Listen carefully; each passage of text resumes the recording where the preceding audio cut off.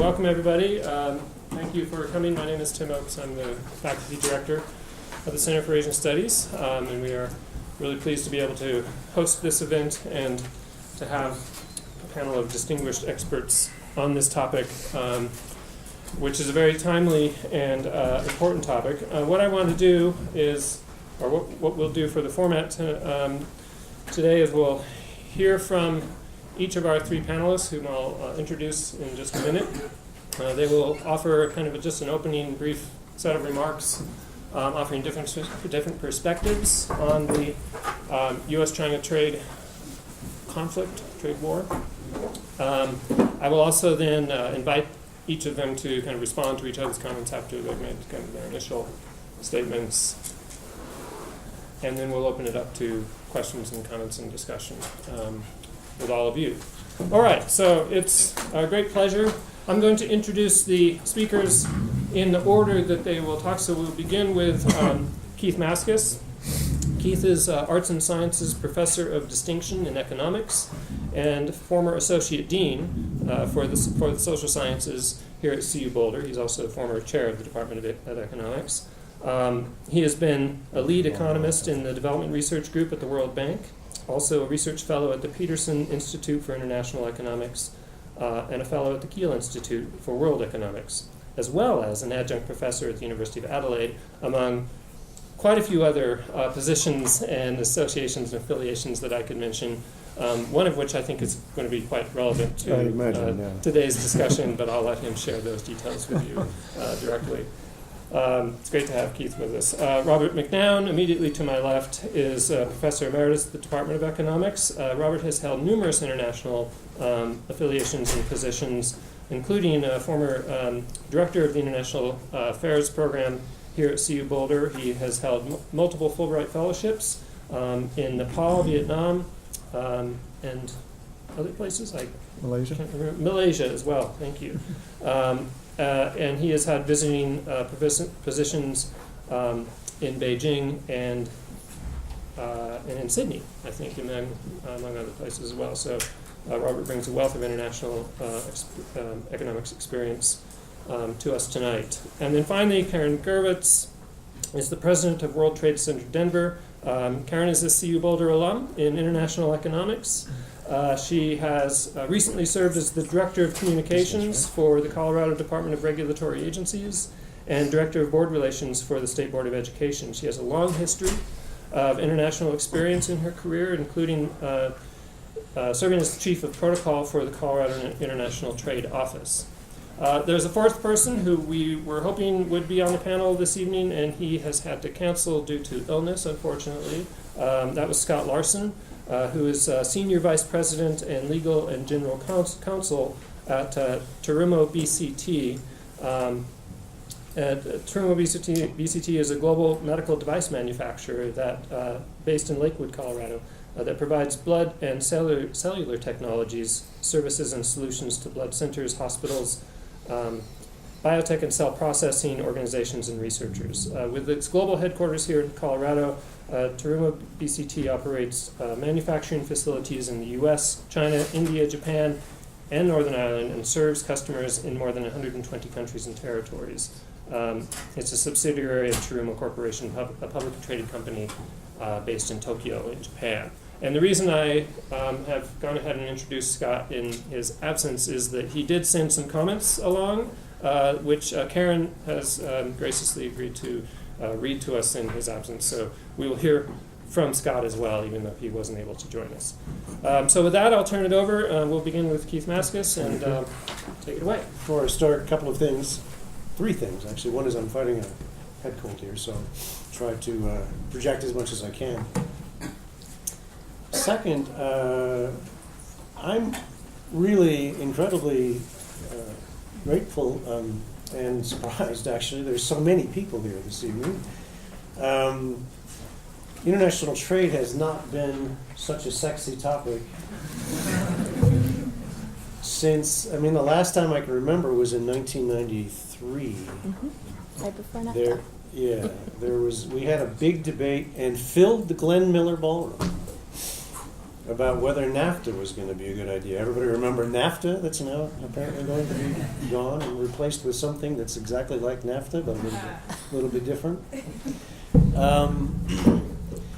And then third, what Tim alluded to in terms of my own sort of history, recent history, I did spend a year from October of 2016 to November of 2017 as the chief economist of the U.S. State Department. And in that time, I was an official of the government who was, among other things, detailed to try to explain and defend American trade policy to the world. So you can imagine why I left, because I don't want to defend and explain American trade policy to the world. But we have a lot to say about this trade war. And so what I think I'll do is offer some background about where it came from, and then a little bit of thinking about what it might all mean in terms of especially the economies of the two countries. But again, if nothing else, what the president has achieved is making international trade fun to think about. Again, I mean, I'm teaching 2 undergraduate courses in international economics now, and there's no shortage of stories to tell in these classes. It's fun. All right, so I guess the first thing I should say is that this issue that has culminated in this conflict between the United States and China is multifaceted, but it's been around for a long time. And part of it is that China has been undergoing a process of economic transformation and growth that most of us are reasonably familiar with. So going back to the 1980s, but really beginning in the 1990s, and with the decision by China to join the World Trade Organization in 2001, the rate of growth of Chinese exports has been remarkable, along with growth. And it's not inaccurate. It's a little bit facile to say this, but it's reasonably fair to claim that massive Chinese growth is in a large way export-oriented. And that was true for the Japanese, it was true for the Koreans, and the Chinese may be the last major economy that have been able to pull that off, because we now see that the world may be closing in a little bit on itself, and the major international markets in North America and Europe may not be as open as they were in the past to this kind of a development model. And that in itself presents China with a development challenge. What's it going to do next, if that's the case? But that aside, as you have heard for many times for a long time now, this large expansion of Chinese competition in Europe and the United States and elsewhere has had the effect, in the context of many other things going on, of reducing employment opportunities and reducing real wages of especially mid to low skilled workers in places like the United States. And I don't think there's much question about that. There's a lot of debate about how big those effects are and how long lasting they are, but nevertheless, that is a political issue of the first order, and it's part of what generated our current political situation. So that's one thing, just in general. But there is this specific question about which this trade war was launched, and that is this: whether, in fact, the Chinese have accelerated this development process through, let's call it, taking rapid access that they might not otherwise have to international technologies. So the claim is that China has successfully implemented a series of explicit and implicit policies that have brought in a lot of international technology, and they're very good at absorbing and adapting and improving these technologies. And as a result of that, generating quite rapid transformation of their economy from what was largely agricultural and labor-intensive assembly operations to what is becoming increasingly high technology-oriented and export-oriented manufacturing. And just as one minor prediction about that, we don't yet in this country import very many Chinese cars, but if things go according to what I think the Chinese plan is, and if this market remains relatively open, I think in a matter of 10 years, the Chinese will be the largest international supplier of cars on the American market. And how did they do this? Well, domestic blood, sweat, and tears, to be sure, but a lot of access to international technology. So what specifically are the claims? Well, that if you wanted to invest in China and you were an American or European company in any of a large number of technology-oriented industries, then prior to China joining the WTO in 2001, it was explicitly the law that within a period of time, anywhere from 6 months to 18 months, you had to share your technology and surrender your intellectual property rights to your Chinese joint venture, and you could only invest in a joint venture partnership. You couldn't actually own these companies outright. That now the Chinese are changing under pressure from the United States and Europe.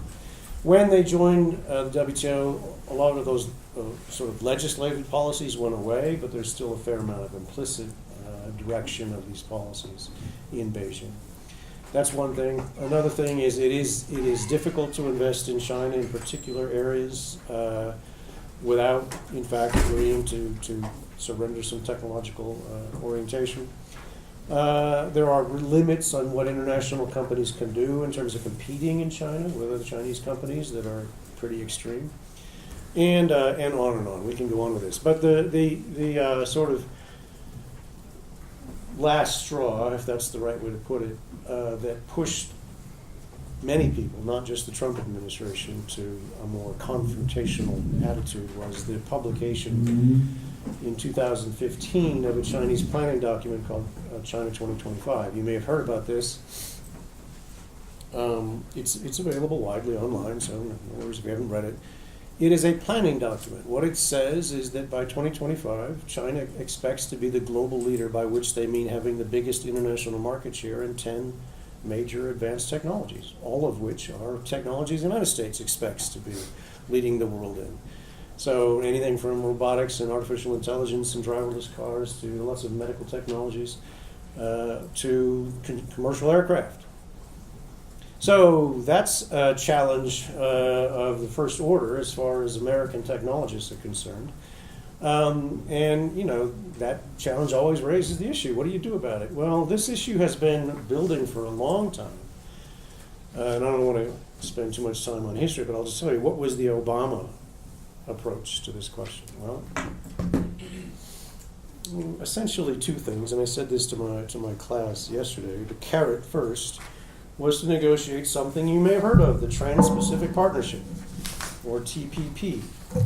What the TPP did, it would take us all week and be very boring to get through it, but what it essentially was an agreement among 11 major Asian Pacific economies on a big, massive free trade agreement. But a big part of that free trade agreement was regulatory issues, including new rules on how state-owned enterprises could operate. Could they get subsidies from governments? No. Would they have to be open and transparent about how they price things? Yes, and on and on and on. And then also about intellectual property, and also about these technology issues. And all of that's in the TPP, if you read it. And then China was not invited to negotiate as a partner of the TPP. They were told that the partnership or membership in the TPP would remain open to them if, in fact, they were willing to agree to its terms. So if you think about that in strategic terms, what it really was doing, besides establishing a major international trade agreement, was basically telling China that, look, we're willing to let you join this global or semi-global agreement with all of its market advantages but only if you start playing by what we see as the rules in terms of all of these technology issues. So that was the carrot. The stick was that the Europeans and the Japanese were willing to partner with the United States, I think. I'm pretty confident about that, having sat through a number of meetings about this question. To partner with the United States on a sort of coordinated approach to Beijing. Let's say, look, this is really what these issues are, what we're worried about. And the three of those countries, and you could probably have added Canada in those regions, add Canada as well, jointly would have put a lot of pressure on the Chinese to accelerate their policy changes, I think, and that was the idea, and also spread the pain around across those countries had it come to sort of a trade conflict. Well, and that was the stick. And I think, for my purposes, the way I think about it, that was a pretty sensible way to go about this issue, especially the latter part, the cooperation. What did President Trump do? Why did we end up with this unilateral trade conflict? Well, he pulled us out of the TPP. It was, as far as trade colonists are concerned, a bizarre decision. Emphasized punishing China because in his trade campaign, if you paid much attention to it back in his political campaign, trade was a major issue. And he actually chose as his trade advisor a gentleman named Peter Navarro. You may have heard of him. He's an economist who has, late in his career, decided that what he wanted to do was have this big trade war with China. So online there are these movies. One's called Death by China. You may have heard about it. If you look at it, you'll be amazed at this particular kind of document. The Trump administration and the president himself, they see bilateral trade deficits as measures of unfair foreign trade practices. So with China, just to give you the numbers, in 2017, we exported $130 billion in goods to them. We imported $506 billion in goods from them, so the deficit was close to $400 billion. And they see that as just an indication that the Chinese are being unfair. And that's not just China, but they say the same thing about Europe and about a number of other places. Canada's okay because our trade deficit is a little bit less. Mexico's not okay because we have a big trade deficit with them. So that's the sort of basic framework there. And then finally, I think the Trump administration believes that using these threats of tariffs and diminished access to the American market can get countries to change their policies. And I'm not going to go through the details of the trade war. You're all pretty familiar with that. Let me just finish with a few comments on what will happen, how long can this go on, what do we think this might do to these two economies. These are hard questions to answer, and it's still early days. I will say one thing at the outset, though. We don't know, because there's never been a trade war of this kind in global history since the 1930s. That was a multilateral trade war involving the major economies of the world, which are Europe and the United States, basically, and Japan. And it was a contributor to the global depression, a relatively modest one in my mind, but nevertheless it was. This is a bilateral trade war between two countries who are not only economic rivals, but may become international relations and even military rivals. I don't want to get into that unless those are the questions you want to ask. I don't know much about it, but this is something new. And in all of the time since the foundation of the post-World War II economic institutions like the GATT, there hasn't been anything like this. There have been minor bilateral skirmishes that lead to tariff increases and things like that. We have high tariffs on cheese because of one of those wars with the Europeans, and they had high tariffs on Belgian endive because of one of those wars. I mean, that kind of thing is interesting and fills textbooks with details. But this is another animal altogether. This is two major economies now fighting it out toe-to-toe. And what do we think this might mean? Well, a couple of observations. One, the president is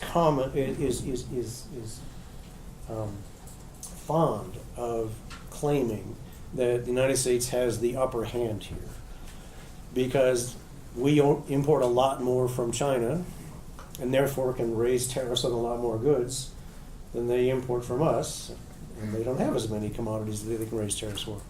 To some degree, that's true, but I think it's heavily misguided because the Chinese do have all kinds of sort of behind-the-border restrictions they can place on American companies that are selling services and consulting and investment and so on. So there's plenty of room for this war to get bigger rather than smaller. And a couple of other observations about the nature of the tariffs that the United States has imposed. The first round of tariffs, which came in July, not counting the steel tariffs and the washing machine tariffs and others before that, the first round that we imposed on the Chinese were focused on technology-oriented goods. The president arguing that, well, since we're worried about their technology, why don't we hit their technology? The problem with that is that most of the technology-based commodities that we import from China are simply assembled in China. And most of the value added that goes into the production of those goods is American and European. And so the burden of those tariffs is hitting companies like Apple. Although Apple has an exception, so maybe I shouldn't say that. But those kinds of technology companies. The second round of tariffs, which came just a month ago, because they had to expand the trade war, are now being focused on sort of labor-intensive, low-cost goods that you would buy at Target and Walmart. And it's an odd thing to do that right before Christmas, but there it is. So those tariffs are heavily burdening lower-income American households. And I think that generates some pressure. And then finally, what did the Chinese do in retaliation? Well, they've been putting tariffs on our exports of agricultural commodities mostly, and American farmers are not happy about this. So all of that by way of saying, I think the politics of this are heavily asymmetric. First, there are the midterm elections, and then Trump has to survive the 2020 presidential election. The surveys seem to point towards increasing unhappiness in the United States about this situation. There's no such pressure on President Xi Jinping that I'm aware of in China. Maybe I'm wrong about that. Another observation, just a couple more. We don't really know what success would mean to the Trump administration, so it's hard to know what the end game is. They've never written down what they're trying to achieve in terms of formal deliverables. I think the argument is if we're just unclear about that, then we'll be able to negotiate some agreement and declare victory. But right now, I don't think that the Chinese know enough about what the Americans expect that they're willing to back down on their industrial policy. So my guess is that at some point we're going to have some kind of face-saving agreement, probably driven by politics in the United States at some point. China will cut some tariffs. They'll maybe buy some more U.S. goods through government purchases, maybe open up their investment market somewhat, and the U.S. will slowly bring their tariffs back down to the original levels.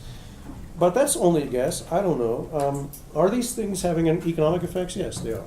So the IMF, the International Monetary Fund, has reduced its forecast of American growth in 2019 from 2.9% to 2.6% because of this trade war. The Chinese estimate, their forecast from the IMF, they've brought down their forecasted growth rate as a result of this trade war by about the same. And Chinese growth has slipped tremendously in recent years from 8-10% a year to now more like 4% per year. So will all of this have been worth it? I guess we could ask and try to answer those questions in the conversation. My guess is no, but why don't I just leave it there? So it's a notable achievement of the Trump administration that not only trade is front page news, but we packed the auditorium here. Yeah, it's great. So I think, so building on Keith's thoughts, I think there's general agreement that the United States and other trading partners of the United States have legitimate grievances towards China in terms of their international trade and investment policies.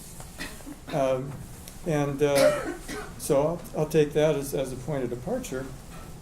Keith mentioned some of those objections, particularly with respect to intellectual property, restrictions on foreign investment in China, asymmetric regulations of foreign businesses relative to the policies that apply to domestic firms, and subsidies of their state-owned enterprises that would enable them to essentially dump some of their goods on international markets.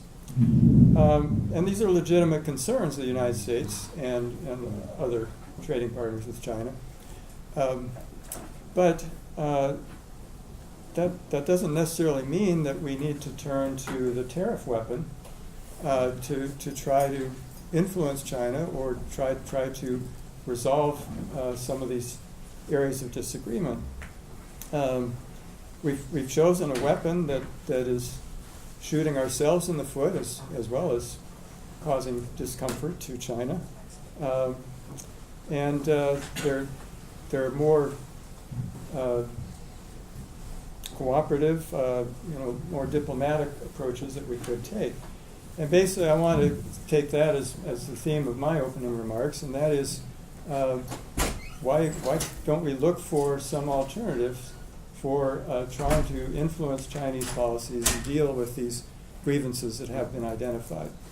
And so the first avenue for doing that is to work within the existing framework of the World Trade Organization.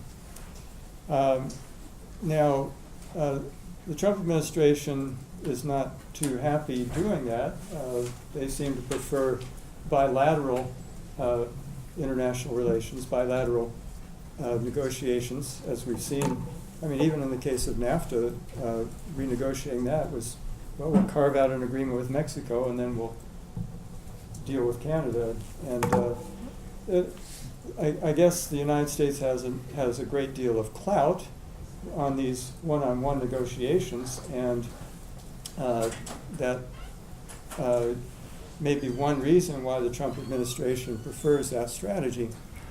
But, of course, the whole framework for international trade that has built up since the Second World War was grounded in multilateral negotiations. And these successive rounds under the GATT, the General Agreement on Tariffs and Trade, that was and then ultimately led to the World Trade Organization that we're living with now. Now, a part of so the United States is just one of many players when it comes to these multilateral negotiations. And of course, the United States is a big player, but it's a little different when the United States is negotiating with the entire world or entire set of trading partners, as opposed to just one other country, one at a time. One thing that the Trump administration particularly doesn't like about the World Trade Organization is the dispute settlement mechanism.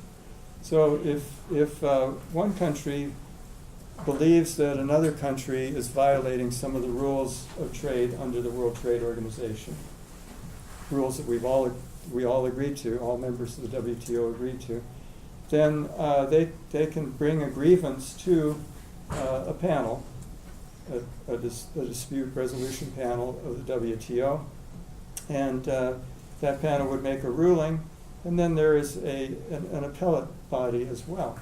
So there are up to, I should say, 7 appellate judges, although now there are only 3.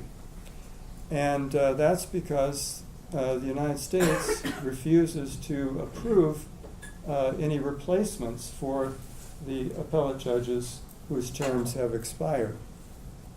So we're now down to a situation where 3 is the absolute minimum number of judges in order to come to a decision, an appellate ruling.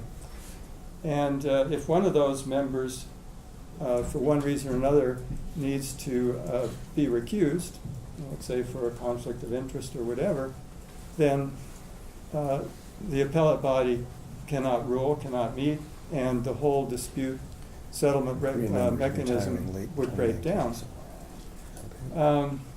Well, that's probably exactly what the Trump administration wants, but that's certainly one way in which this whole framework of international trade under the WTO is threatened.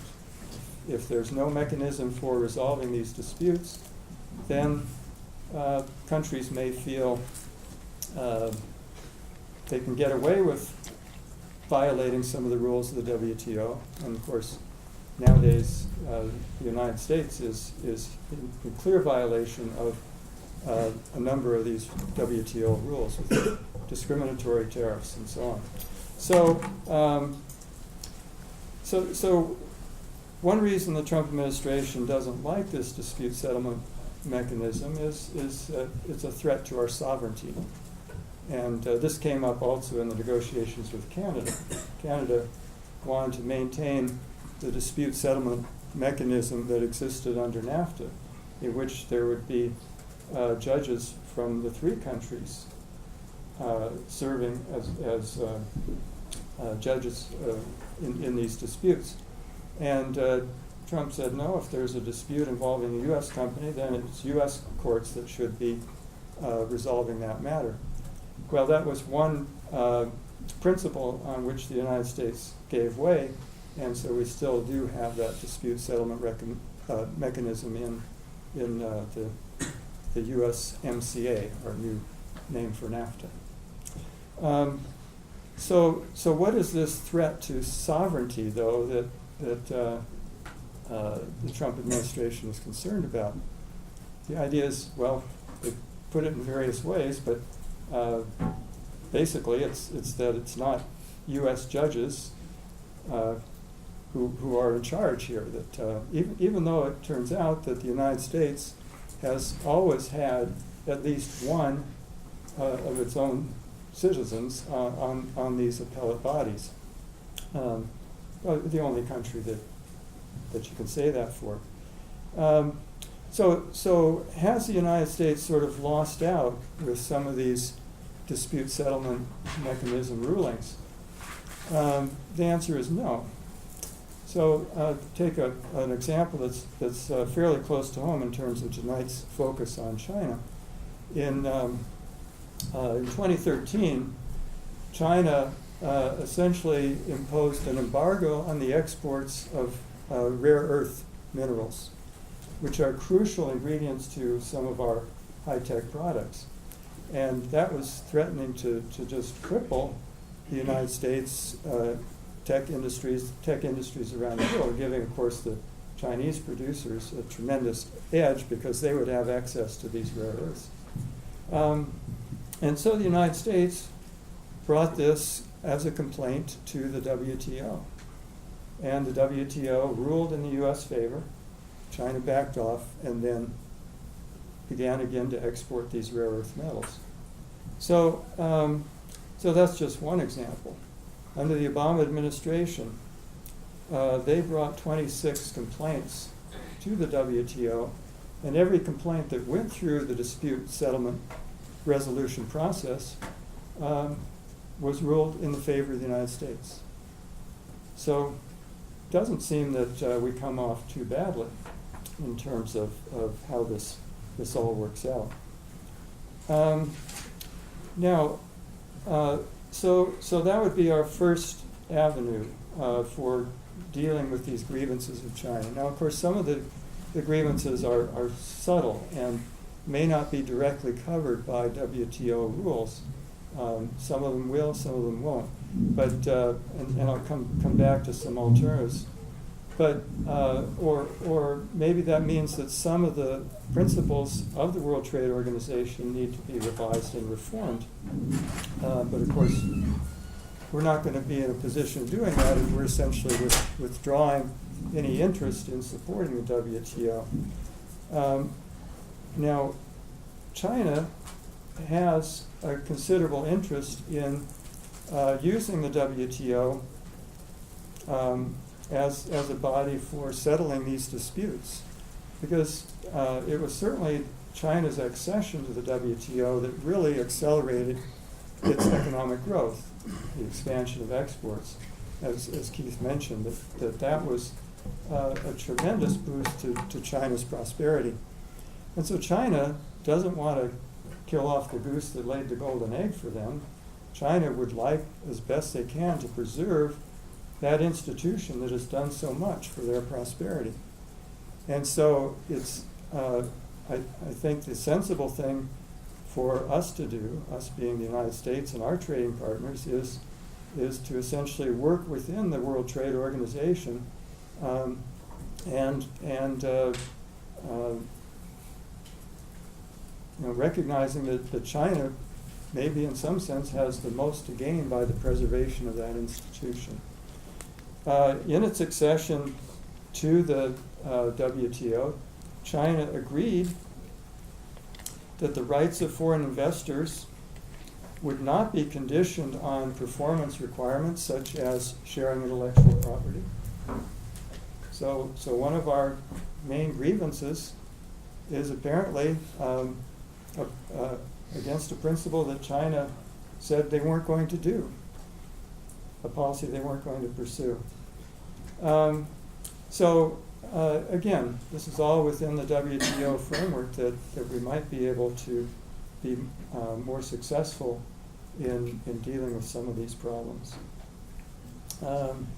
Some of these issues we may have to deal with outside of the WTO, but we're going to have a much better chance of success if we do that cooperatively with our other trading partners, with the European Union, Canada, and Japan, or just the World Trade Organization as a whole, the members as a whole.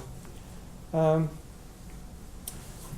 course, the United States at this point doesn't seem to be happy with this cooperative or multilateral approach, and so maybe the real answer is that other nations, the European Union, the Canada, Japan, these other economic leaders have to take it upon themselves to take a leadership role and try to work cooperatively or amongst themselves and with China to redesign some of the clauses within the WTO that are apparently enabling China to get away with some of these problems we disagree with.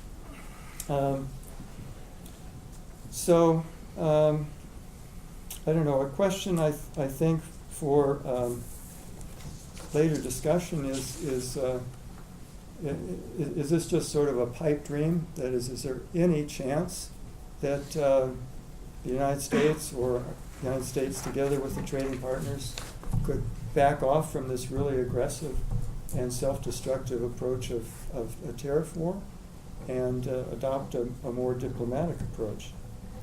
I think I'll just finish with a quote from the director of the World Trade Organization, Acevedo. He said, "An eye for an eye will leave us all blind and the world in deep recession." My name is Karen Gurewitz, and I am the president of the World Trade Center, not the World Trade Organization. We are a pro-trade, largest trade association in the world. We're located in 330 cities in 100 countries. And Denver's World Trade Center has been very active for 31 years, and I've been honored to lead the organization for the past 8 years. And it is truly an honor to be here tonight in front of all of you, especially because Professor Maskus was my favorite professor in college. Nice. And so this is quite daunting. Always be a good student, because someday you might be presenting in front of your professor on the same panel. So thought I would share that. I'm going to try to be the cleanup batter here, and that's hard because we've got two economists. I am not an economist, but I'm going to give you a little bit on how all this impacts us locally, because I think some local stories bring it home. I also want to share a little bit of just maybe help you think about this maybe a little bit differently. Tariffs are being used as our number one tool in our toolbox right now. The question is, to what end? What's the strategy? And I don't think, as Professor Maskus said, it hasn't been evident what that strategy is. Essentially, what the president has done is taken his results from the tax reform and negated it by doing this tariff. I feel it's harming U.S. companies, it's harming consumers. And it's certainly not helping with our relations globally. So I just want to give you some examples, especially from this aluminum and steel tariffs that went up of some local companies that have been impacted by this. Our office is temporarily located in a manufacturing plant until we can build a new World Trade Center in Denver, which we're embarking on now. And that plant actually makes environmental equipment and sells it around the world in 100 markets. And yes, they were importing some aluminum and steel from China. What they ended up doing is stockpiling a lot of the raw materials that they needed, so ordering a lot of it in advance, so that they could hold on to that product here, which increases their inventory controls and inventory costs. But that's that's indicative of what you're seeing with the economy. It's starting to grow, and the president, of course, is touting that that is a good news for the U.S., that these tariffs are improving our economy. Well, I think, as some economists would say, it's like a sugar rush. Eventually, that's going to crash, and we've already seen the IMF stating that. So this company stockpiled some raw materials to be able to make their product. They also started looking at sourcing domestically for some of the steel and aluminum to offset the rising costs due to tariffs. And in fact, the domestic supply has gone up. The price of domestic supply is now more expensive because the demand is stronger. So how is that a win for U.S. companies that are trying to get their raw material products at the cheapest cost they can to be more competitive? And this is something that we're seeing on a regular basis at the World Trade Center. The company that was to come tonight, Terumo BCT, they make blood bags. And when you donate blood, you have all the equipment there, the hoses, the bags. They make those. They make razors as well. Ironically, they used to actually produce these in China. Because the auto manufacturing was becoming so strong there, the wages were driven up in China on manufacturing. So they ended up moving their manufacturing to India, Vietnam, etc. And now they're finding themselves needing to export back to China, but they're going to be subject to tariffs. So it's really an interesting story.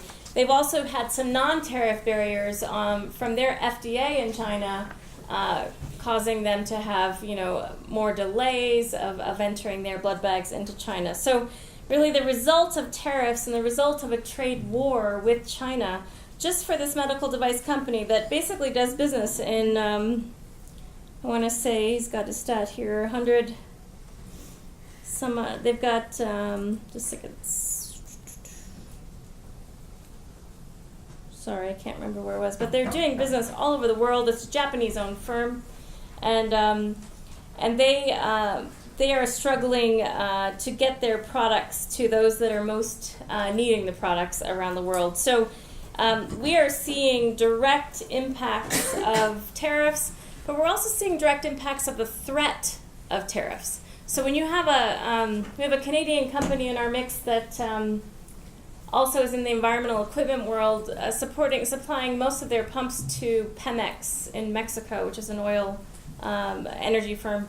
And they actually are moving their operations out of Colorado to Mexico to be closer to their customer. But it's mostly because they didn't know what was going to happen with NAFTA. And if we actually did pull out of NAFTA, and all of the trade between our North American partners went up with tariffs associated with it, they would go out of business.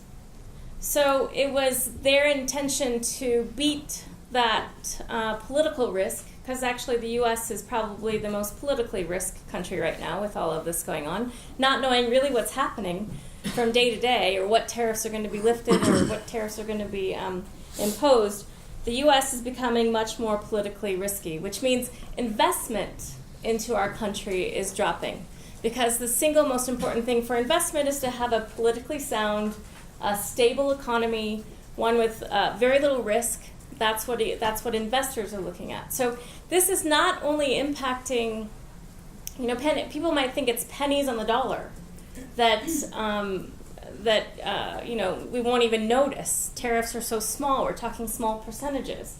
But in fact, it's making companies decide to close, move, change their source, reinvent their supply chains.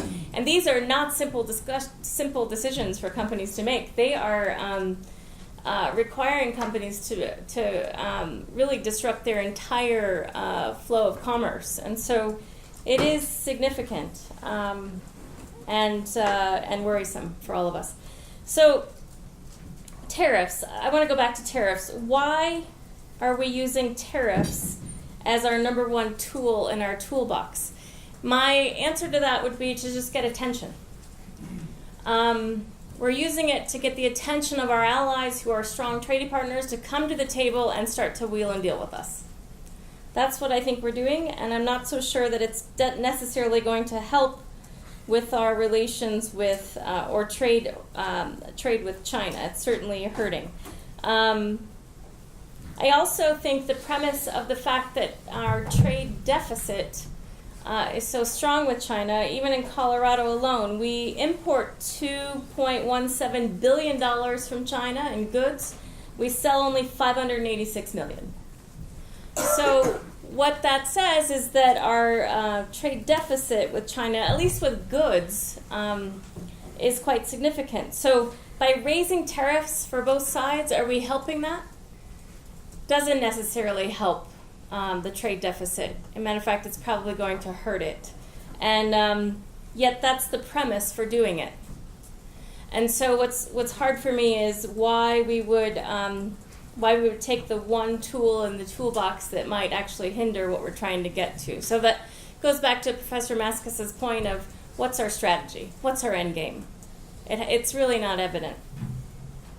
Here's one thing we could do to improve the trade deficit or to decrease our trade deficit. A former Secretary of Commerce once said that only 3% of U.S. companies actually export. Yet 95% of the opportunities outside this market.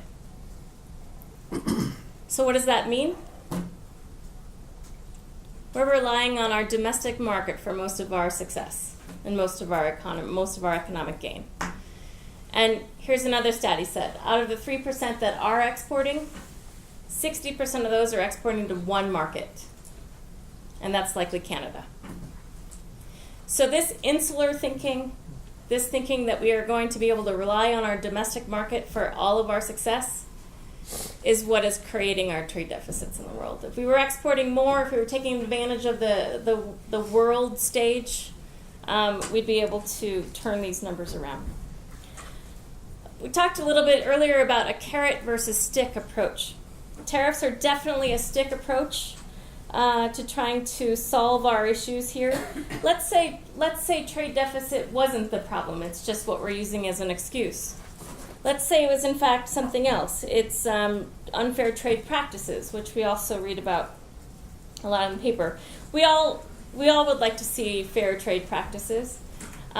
What I don't actually like is how we're being touted as a victim. The U.S. is a victim. That all these countries are treating us poorly. Yet, in fact, we're the #1 economy in the world. So how is it that we are a victim? When did we stop being competitive? And when did we stop being innovative? Because that is what is going to win the trade war. Not throwing up random tariffs. Another stick approach is filing claims with the WTO. It's a lengthy process. Obviously, we've had a good track record, but it's certainly another stick approach to try to change unfair practices from China. We also have put up some investment restrictions to China, certainly on their much-needed access to our U.S. technology. I would advocate for more of a carrot approach. I think it's going to be more effective in the end. The carrot might be to enter in more free trade agreements. The whole reason why the TPP was proposed was to increase our standing against China and to enhance our position in Asia. And I think it was a poor mistake to pull out of that. The best option today is to find other global trading partners, team up with our allies, and approach China with a unified approach on strategies to commit to open, free, and fair trade practices.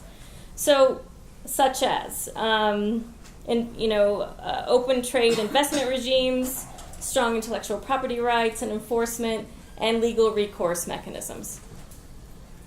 It is important to, I think, look at things multinationally, not just the bilateral agreements.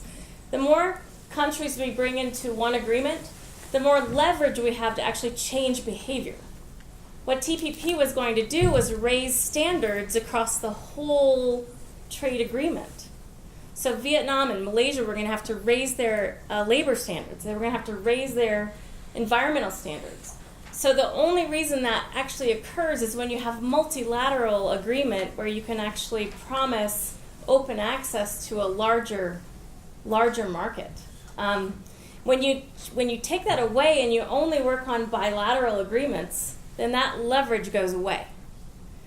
Yes, we have influence as the U.S., but the leverage of the larger market of multinational agreements goes away. So one of the questions I'd like us to maybe tackle, it might be a little bit in the weeds, but I haven't actually had a chance to read the USMCA yet, and perhaps our two professors have, but I'd like to know what the difference is with the dispute resolution, because the dispute resolution is very contentious. And I'd like to know what the USMCA dispute resolution is versus the one that was designed for the TPP, which was called ISDS. And I'd like to see what sort of pros and cons for each, because I think that will shake out into more disputes going forward. So with that, I just wanted to say how honored I am to be here, and I look forward to your questions. Thank you. So I'm not an economist, but I do spend a lot of time in China, mucking around and talking to people. And I wanted to just make a couple comments. I was one of the things that Keith Maskus mentioned in his comments was, Xi Jinping doesn't have to worry about a midterm election coming up. And while that's true, I have, and I invite people in the audience who may also have some perspective on this to weigh in when we get to the Q&A. But there is political pressure in China that's being that the Xi administration is definitely feeling. In part as a result of the trade war. In part, the trade war is only one small part of a larger kind of economic downturn that I think China is facing. But I'll give a couple anecdotes about that. One is just from a conversation with a cab driver in the city of Guiyang recently. Cab drivers are a source of all genuine information about China. And we were having a conversation about politics and whatever, and he's just like, he says, "Trump, you're American president, he's great." And I was like, oh my God. No, he's fantastic. He's the only one who gets China. He gets the leadership, he kind of launched into this whole thing. He said, China's built his whole economy on stealing, and somebody's got to hold the party accountable, and we're really glad that Trump is doing that. And I was mildly shocked, but I thought, but I think this is indicative of a broader kind of set of pressures. Not to say that this was a representative comment of a lot of people in China. I can't say that, but I can say that that there is discontent about various aspects of leadership in China and the way that the trade war and the economy is being handled. And I think the administration is feeling that pressure. The second anecdote reflects that, and that is, in a couple weeks from now, I was going to be attending a conference in China, which has just recently been abruptly canceled. And the official reason for the cancellation was that too many people signed up. And when you get an explanation like that, you know that there's something else going on. And what was going on was a lot of political pressure on the particular university and the particular organizations that were kind of co-sponsoring this conference, and that pressure was simply because the government from the central administration on down through the hierarchy is very, very sensitive right now about criticism, about comments, about inviting conversations that might reflect poorly on the decisions that the government has recently made about how to handle the current economic situation that is in. Many people in China feel like the Xi administration misjudged Trump, mishandled the trade war, didn't really understand what it was getting into, despite the comments about, this may be misinformation about or misunderstanding about whether or not the U.S. has the upper hand. I think there are a lot of people in China who feel that that the U.S. does have the upper hand in this, and that's creating pressure on China. And so I think from the Chinese side, at least what I've been picking up on the ground, and I invite people to comment on this as well, I think the government is feeling tremendous pressure. And these are just a couple of anecdotes that help illustrate that. The only other thing I'll add anecdotally, which is a little bit different, is but also reflects some of the implications of the situation in China right now, is the city of Beijing and a number of other cities recently scrapped some of the environmental pollution regulations that had been put in place just a little over a year ago, that over the past winter kept the skies in Beijing and other cities relatively clean compared to what it has been over the past few winters. Those have now gone away again because of the sensitivity about not wanting to constrain the economy too much. And so I think we can add environmental pollution, increasing China's contribution to greenhouse gases, which is something that affects all of us, of course, as another implication of this trade war, hopefully not a long-term one.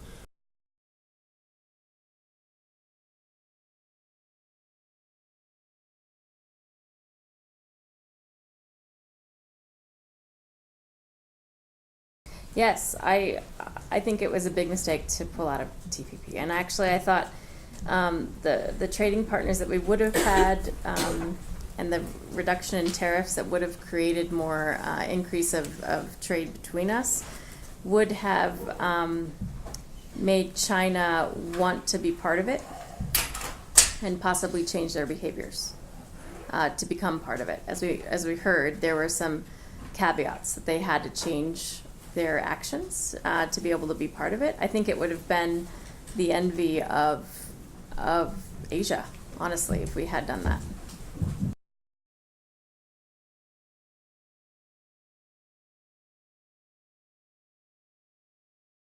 Yeah, so you're throwing a lot of terms around here. Yeah, I'm not sure I can. Briefly, to summarize an enormously complicated issue, import substitution industrialization was the development policy that was favored in much of the developing world in the 50s, 60s, 70s, and 80s. It meant high tariff barriers behind which domestic manufacturing would develop.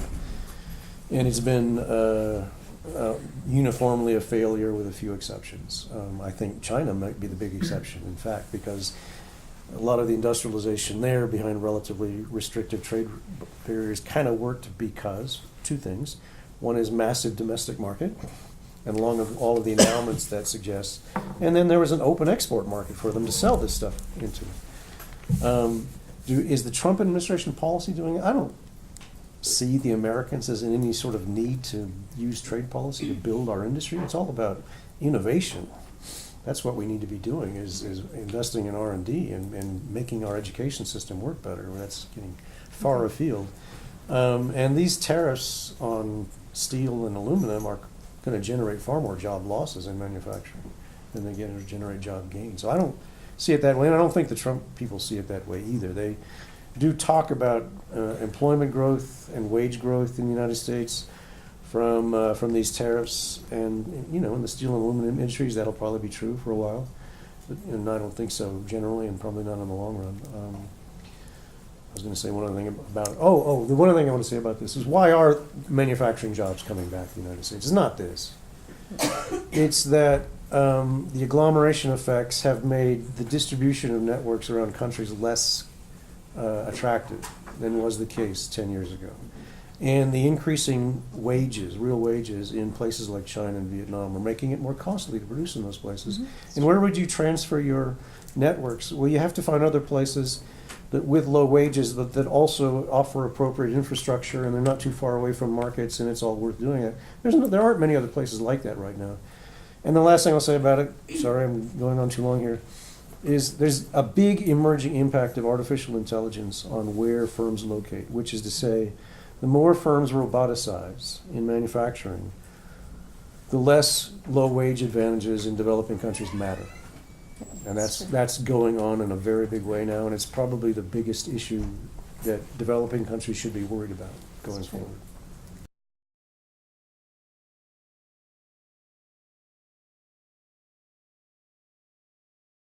So a great question. I mean, I think the pressure that's coming now is from the farming sector and from the steel-using sector and all of them. I think And it's the one step automobile industry. removed too for consumers, so they don't actually feel it yet.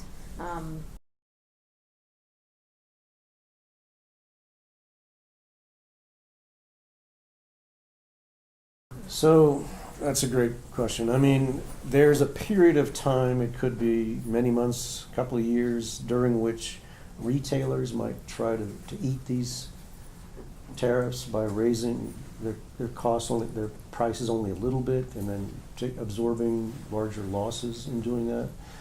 But you can't. That's not a long-term thing that these retailers can manage. So I think you'll see these if the tariffs stay in place, and the retailers can't find other sources of supply. You know, you get those adjustments in the market. But if that happens, then I think you'll probably see some substantial increases in consumer prices. And you know, it could happen before Christmas, but in the next year. But, you know, organizing consumers as a group to be opposed to trade is a very hard thing to do, right? I mean, look, consumer organizations in major industrial countries are not focused on tariffs and trade costs. They're focused on consumer safety issues and product issues and that kind of thing. So there's also some education to be done there.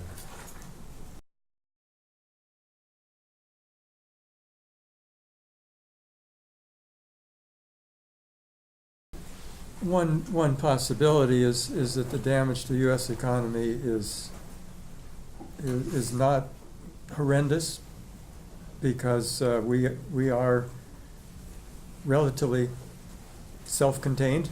I mean, we all talk about being integrated in the global economy and so on, but you know, relative to most of our trading partners, our foreign trade sector is still pretty small. You know, it can have serious impacts on particular industries. So we can probably get by with this trade war for quite some time. Let me offer a couple of observations now. The way things are going, and this again is my opinion only, the imposition of 25% tariffs on automobiles is almost inevitable within the next 6 to 8 months. We can talk about why that is. It's technical, but I think it's going to happen. And that's another ball game, right? Because when you put tariffs on massively sold products of that kind, then consumers will really get, because, you know, if you put a 25% tariff on a $30,000 car, the sticker price is going to go up $1,500 or so. That's a big change. And I think the retailers would actually make a big deal about this. This is not us, this is the tariffs doing this. But that's about, you know, when consumers might. As far as actual damages on the American economy, these things take time. The short-run effects are much smaller than the long-run effects, because what happens in the long run is people start investing in the expectation that these tariffs will remain. And I think under those circumstances, you're going to see a fairly large reduction in investment in industries in the United States that are not being protected by these tariffs. And that's going to be really problematic as far as I'm concerned. And if agriculture continues to be pounded by these policies, then that's really going to be a problem in the rural communities, to say the least. I mean, already we see net farming income in the United States down 30-40% this year. Partly that's because commodity prices have come down some, but a lot of it has to do with this policy. So, nobody can give you an actual number, but these things, and again, there's never been such a big trade war in my experience as a trade economist, but I think it could have some effect of 2 or 3% on American GDP, which may not sound like much, but American GDP is $21 trillion. You do the math. That's a lot of jobs. Okay. What is irreparable is the impact on our relationships with our allies. And trade brings us closer as allies. And if we're using tariffs, even with China, to get attention from Canada and Mexico, just to show that we can pull muscle when we need to, I just don't think that that's the way to treat those that are protecting our borders from missiles.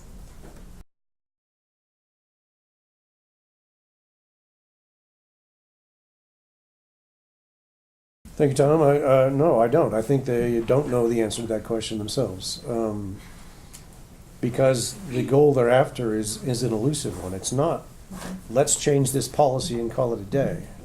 Because the policy's already been changed. It's about sort of what's going on at the provincial level. I mean, big part of the problem in China is it isn't all, even though you might think this, centrally directed. All of these provinces and city administrations have their own kinds of policies about these and other things, all the way from environment to labor to agriculture. So actually, it's a much broader and more hydra-headed kind of problem than this simple trade war would suggest. And I don't think the people who are sort of directing American trade policy have a good sense of this, because none of them is a China expert, seriously.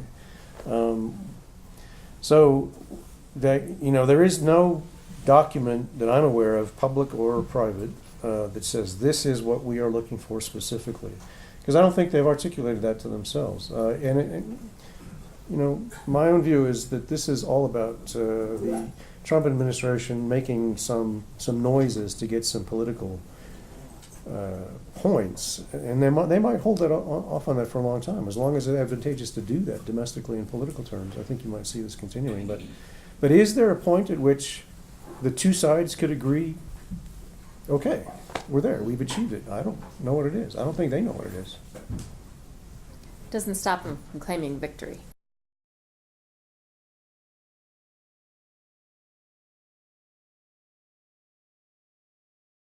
Goodness gracious. Well, You're asking the right guy. well, I think what really the Americans and the Europeans would like to see in Beijing is both the relaxation of these expectations that technology is going to be transferred at fairly low cost. That's the way I put it.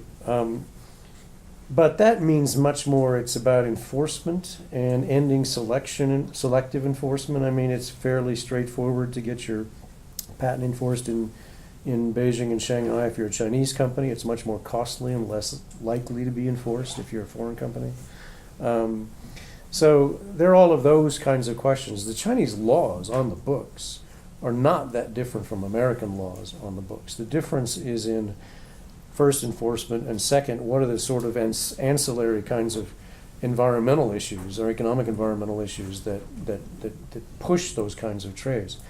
So I think that's what this is mostly about, not about sort of formal legislation or anything like that. Oh boy, on a global scale, my goodness, I think the IP system has probably run into severe diminishing returns in terms of countries being willing to continue to pile on all of these additional protections. So I suspect it's just going to move along the way it has been for some time.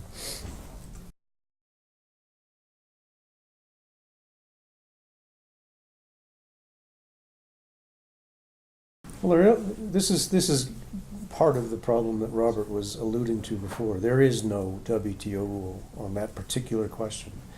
When the Trump administration did its investigation of what to do here, what are the unfair trade practices to get at, full disclosure, I was sort of on that group that did that investigation, the economics of it.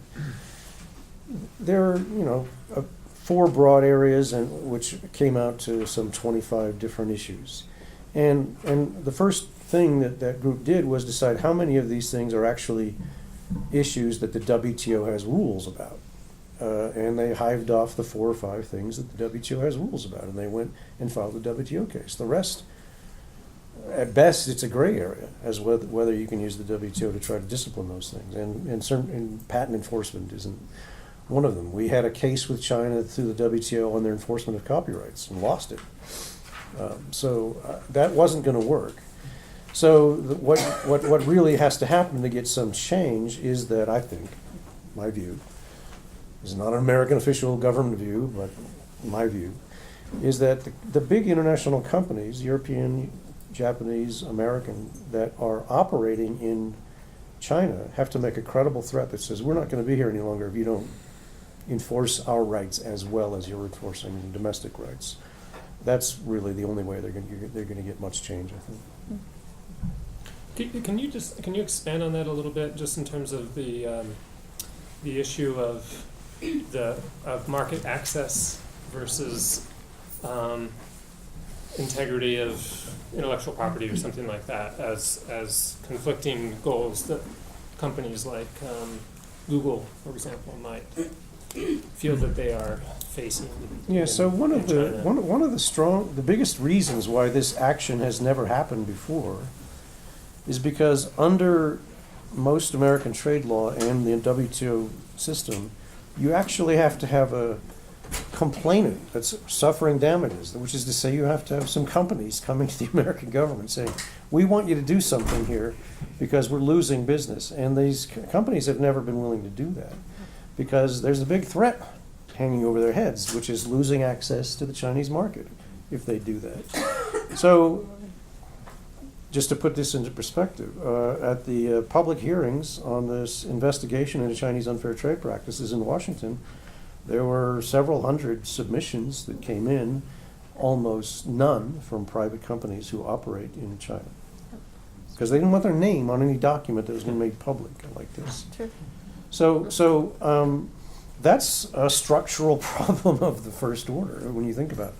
So market access is a complex issue. It isn't just cutting tariffs and suddenly things are open, right? We know that there are lots of behind-the-border restrictions on trade and investment and offering services and building networks and all this sort of thing that are quite difficult in the Chinese market. I think it's been becoming more open, sort of in secular terms over some time, but it's still a long way to go. And that's you're never going to get there, I think, through this kind of tit-for-tat trade action without being very clear on what your objective is. So what's going to happen is just continued bilateral and trilateral and quadrilateral dialogues with the Chinese with some more meaningful threat hanging over those dialogues than ever was there before. So in that sense, I think the Trump people have something, they're onto something which is actually imposing a potential threat or an actual threat, but I don't think this is the way that's going to get to where you need to be, because it's just not designed to achieve an objective that's recognizable. You agree with that, Karen? Look at the agricultural community that pushed back on the subsidy that what they were offered to offset the tariffs, and they said that they would rather have access to the market. So that's a perfect example of how access to the market is more important than diminished returns. So.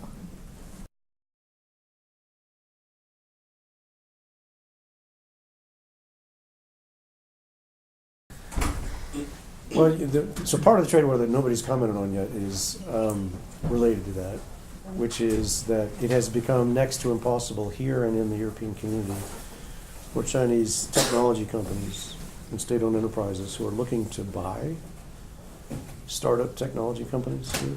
The Trump administration has essentially ended that, which is step one in what they see as a military, not a military, but a sort of an aggressive campaign to just stop access to American technologies. And I think that's part and parcel of this idea that maybe we should reduce the number of Chinese graduate students in the country. I myself think that's a huge mistake for lots of reasons. There's plenty of evidence that international graduate students become American entrepreneurs who drive innovation more than anything else in this country. But I think that, if the Trump administration continues down this road, you're probably going to see that as a sort of an outcome of this trade war. I don't know how the Chinese government respond to that. I mean, tit for tat, but there aren't that many American students in China. But there are lots of, as you say, technical workers in China who might find it more difficult to get visas there. I hope not. I mean, that gets things into deeply personalized and really complicated problems.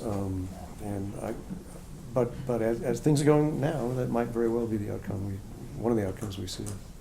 I was going to say, by the way, another long-run issue, briefly, but Robert was talking about it. There is a strong question as to whether the World Trade Organization can survive what's going on right now. Probably not in its current form. And if the United States chooses, as a matter of policy, essentially to pull out of the World Trade Organization, it's going to have to be reconstituted without the United States, and I don't think that's a very feasible option. But if that's what happens, then the country that's going to be driving those rules is China. And I think that's really not a good outcome. I mean, that's sort of the long-term thinking that I don't see we're observing very much here.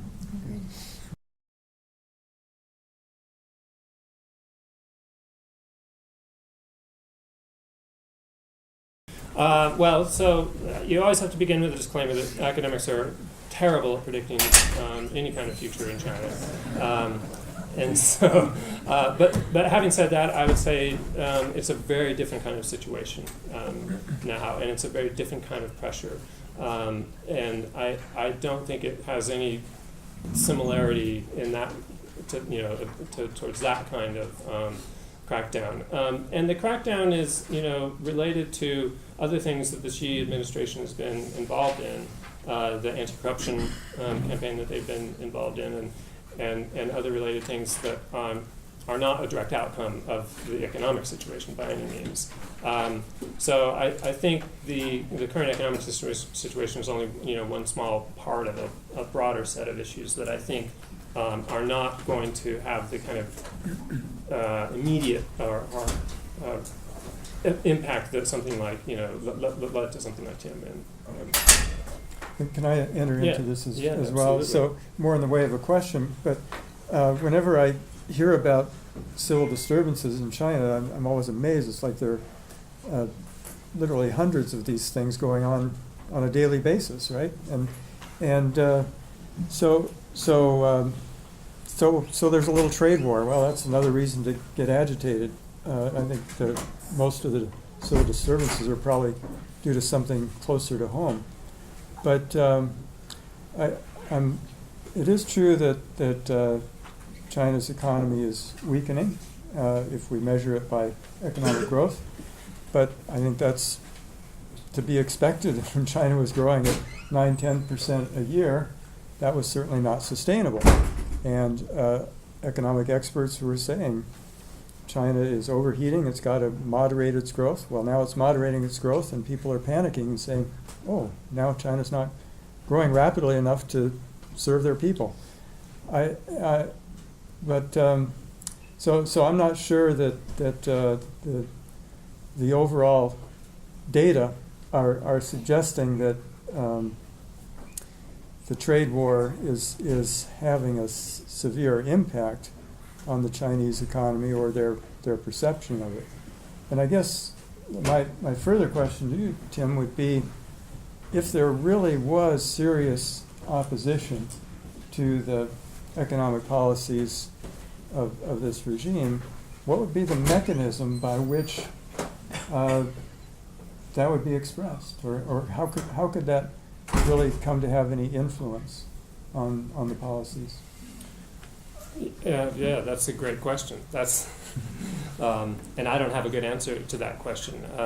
And it's not the kind of, I spend a lot of time with my ear to the ground and very close ground level work that I do in China without thinking too much about what's going on in the upper halls of leadership in places like Beijing.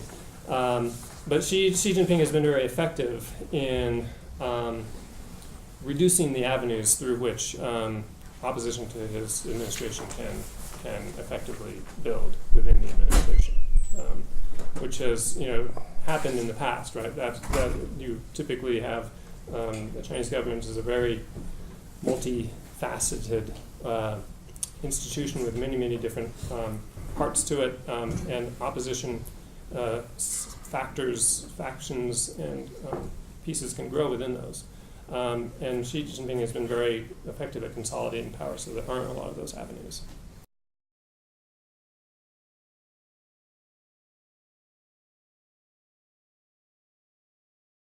I think Tim should answer that. What are your cab drivers telling you? I mean, I don't have a good answer to that. I don't think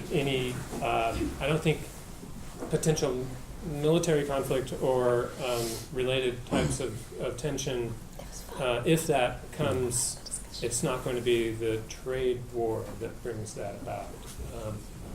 Those are more questions about what happens in the South China Sea, what happens in the Taiwan Straits, and that's a very different set of calculations. Proxy war is a strong term.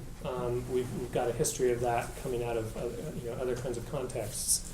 I think we would see kind of economic battles going on in places like Africa between U.S. interests and Chinese, and I think those could get pretty nasty actually. But in the current configuration, the U.S. isn't really showing any interest in meeting that challenge in Africa right now. So I don't think anything's happening right away on that front. I don't know if Robert has any other thoughts on that. I wasn't really aware that the China presence in Africa was taking a military form. I mean, there's certainly. They just opened a base right next to the American base on the Horn in Djibouti. Oh, is that right? Yeah. Okay. But there is certainly a lot of economic activity, and that's as Tim alluded to, that's in my mind the more likely form in which the China presence is going to be felt, influencing Africa through economics.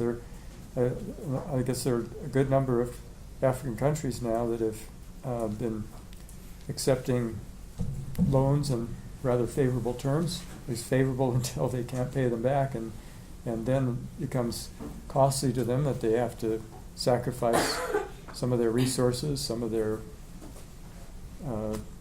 enterprises, maybe state-owned enterprises. I mean, so that China is gaining economic leverage over these countries. It sort of makes me think, wow, they're playing the game that we Western colonialists did back in the 19th century, right? So, I mean, just to follow up on that, a lot of the Chinese activity in Africa and other parts of Asia, somewhat Latin America, some of it related to the so-called Belt and Road Initiative, Idailu, is largely being driven at the subnational level, from provincial level, state-owned enterprises, provincial level organizations. Beijing, Xi Jinping in 2013 tried to kind of create a policy umbrella over a vast array of uncoordinated activities that was linking China to all these places, and called it the One Belt, One Road, the New Silk Road and Maritime Silk Road. Anyway, doesn't matter. But the point is, Beijing still has very little control, actually, over what goes on with those investments. The military base, aside from those kinds of obviously central level infrastructural developments, the vast majority of the investment coming out of China is relatively uncoordinated and having very local impacts, and coming out of China for reasons that Beijing would like us to think are geopolitical, strategic efforts, but in fact are very much driven by local level economic issues. And so that's why I think it's unlikely that it'll rise to a kind of a situation where you have something like a proxy Cold War going on. One thing I wanted to leave you all with, if the Trump administration really wanted to make an impact on our economy and on trade, how about exploring a free trade agreement with China? What would that do in terms of change of behavior? With that, I want to thank you all once again for coming. Thank our panelists so much.